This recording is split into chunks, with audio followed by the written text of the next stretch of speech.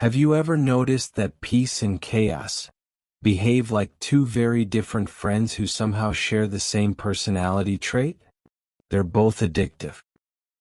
One feels like a warm cup of tea on a quiet morning. The other feels like drinking 6 espressos and answering emails you weren't even CC'd on. It sounds strange, right? Peace and chaos, total opposites, yet both can hook you in. The more you practice peace, the more you crave it. You stop wanting to go places that throw you off balance. You stop wanting to be around people who treat your boundaries like a suggestion. You don't explain it. You don't justify it. You just shift. Quietly. Naturally. Effortlessly. Because peace becomes your new baseline. But chaos? Chaos works the same way, just in the opposite direction. When you live in stress long enough, your nervous system starts treating it like home. Fight or flight becomes your default setting. You don't even realize you're living in survival mode. You just think you're busy, tired, or that's just life. I once knew someone who worked in a law firm. Entry-level position.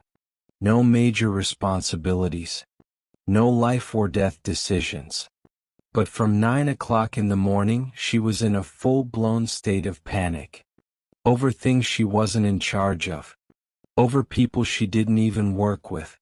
Over situations that had absolutely nothing to do with her. Because chaos had become her comfort zone. Her mind was addicted to the adrenaline. It wasn't the job, it was the state of mind. Here's the wild part. The shift between peace and chaos happens on a subconscious level. You don't wake up one day and say, "Today I choose chaos." Or, "Today I choose inner peace and herbal tea." Your mind simply gravitates toward whatever it's been practicing the most. If you've been rehearsing stress, your mind will look for more stress. If you've been rehearsing peace, your mind will protect it like a treasure. It's not magic. It's not philosophy.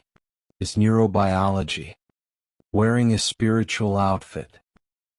There comes a moment, and maybe you felt this, when peace becomes so familiar, so delicious, so grounding, that chaos starts to feel foreign.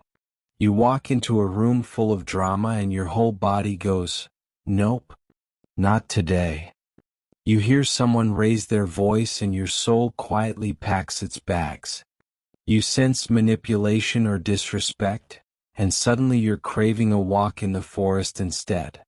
You don't fight. You don't argue. You don't explain. You simply choose peace because once you've tasted it, chaos feels like eating sand. Here's the beautiful truth. Peace isn't passive. Peace isn't boring. Peace isn't doing nothing. Peace is power. Peace is clarity.